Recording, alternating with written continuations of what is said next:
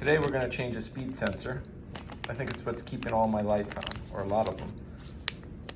We're going to check it out. We got to pull the wheel off, one screw and one clip. We'll see how easy it is. Now I checked right back in there and I can see it, and I could almost do the job without pulling the wheel off, which would be really, really lazy of me. But just so I can get a better shot of it for you, I'm going to take off that wheel. So let me grab a jack. Now that the tire is off, we can see exactly what we have here. This is the plug. Let's see what it's got on it. It looks like, so what you're going to want to do is push down on this, and it pulls off. You see, this is the clip right here. You want to just pull it and it pulls off. Anyhow, right underneath it you can see there's an Allen key, so we got to go grab an Allen key, and then we should spray it with some WD-40 or a penetrant oil. I'm going to guess that it's a 6mm. We're just going to get that. Looks like it is. Even though I recommend spraying it with something, I didn't spray it with anything.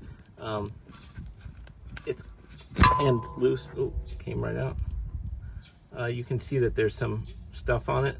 There's probably nothing wrong with it. I could probably clean that off. We're gonna spray out that hole.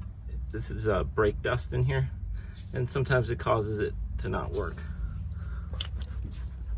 But we got a new one anyhow because they're cheap. Any type of parts cleaner will do. You're really just cleaning out the hole. Quick spray.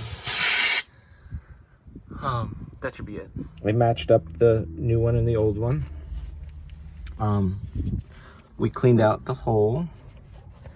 Now what we're gonna do is we're just gonna slide this one in. You could use a little anti-seize compound. It would be a good idea if it's your car. This is not my car. After you tighten it, don't go too tight. Slide this back on, make sure you hear the click noise. Here you go. Didn't hear a click noise. Hey. There we go. I heard it click.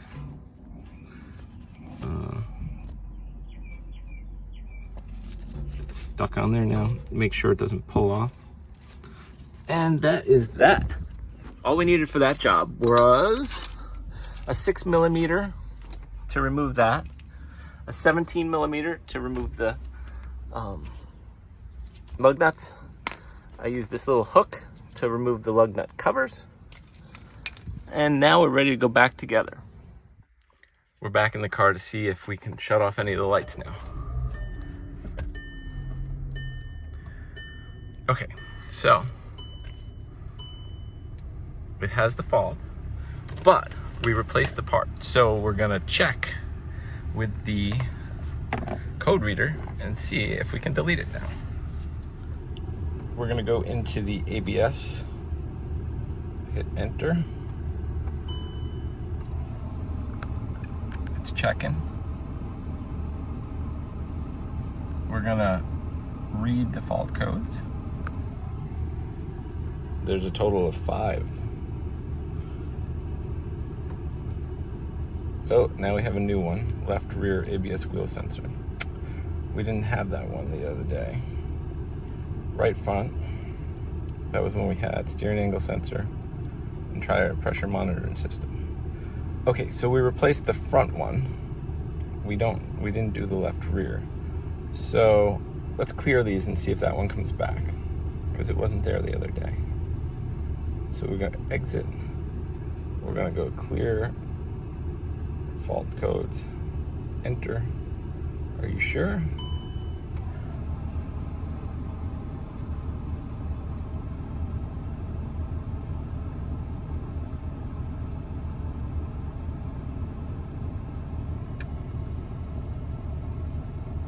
It's blinking.